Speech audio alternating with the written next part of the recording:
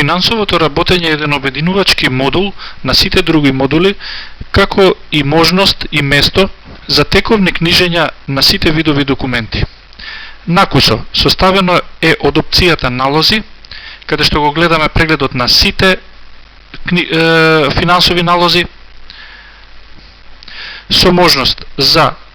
книжење во налог,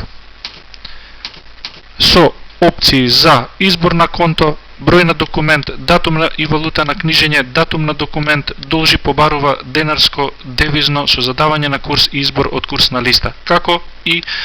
финансови атрибути групирани по организациона единица, група 1, група 2 и тип на трошок директен или индиректен.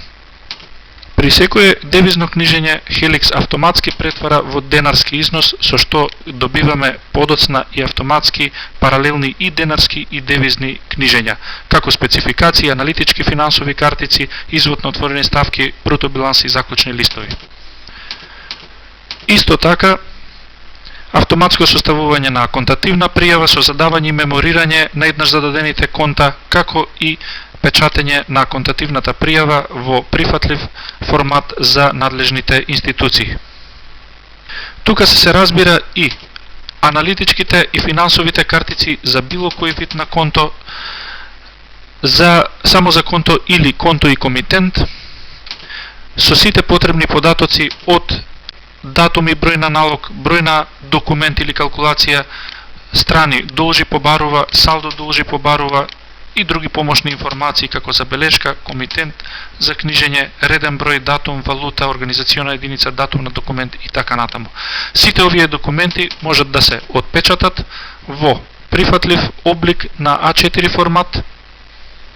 како и да се испратат преку приви опцијата, да се испратат преку факс, да се снимат во PDF формат или да се испратат во еден од тие формати преку имейл. Исто така, за аналитичките книжења на располагање имаме спецификација за покомитенти,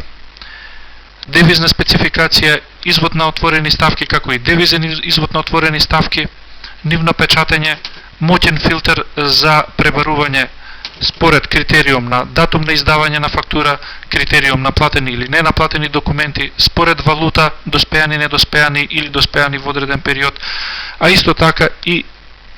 само наплати, значи наплати кои припаѓаат во одреден период, детален по комитенти и само сумарни информации за секој комитент.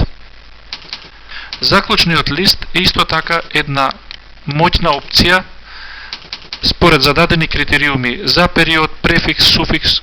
или од конто до конто, за зададена организациона единица, продавница или комитент, група 1, група 2 како атрибути на книжење, тип на трошок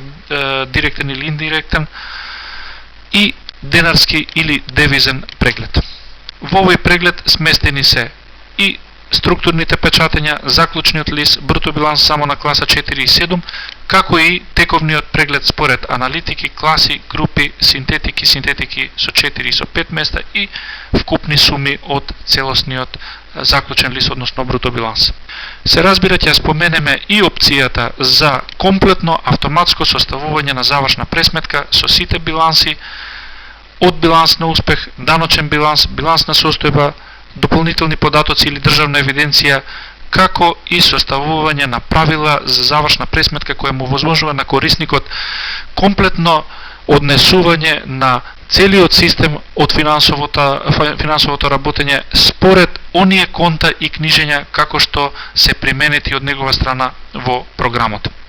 Овие правила се составени според секоја АОП позиција од поголем број на собироци, доволни за дефинирање на било кој тип на собирок или формула. Покрај составувањето и печатењето на овие образци, постои и припрема на дискета, која во електронски формат е прифатлива за надлежните институции и представува заокружување на целиот процес на дофат на корисникот за составување на завршните пресметки. Исто така, постои и затворање на ставки, затворање на класа 4 и 7 и 8 и 9 на крај година во текот на процесот на составување на завршната пресметка, потполно автоматски. Значи потполно автоматско составување и печатење на завршните пресметки. Покрај избор на период имаме избор на страница, само печатење во законски прифатив облик, нејзина заверка, подпис, печат и предавање во надлежните институции.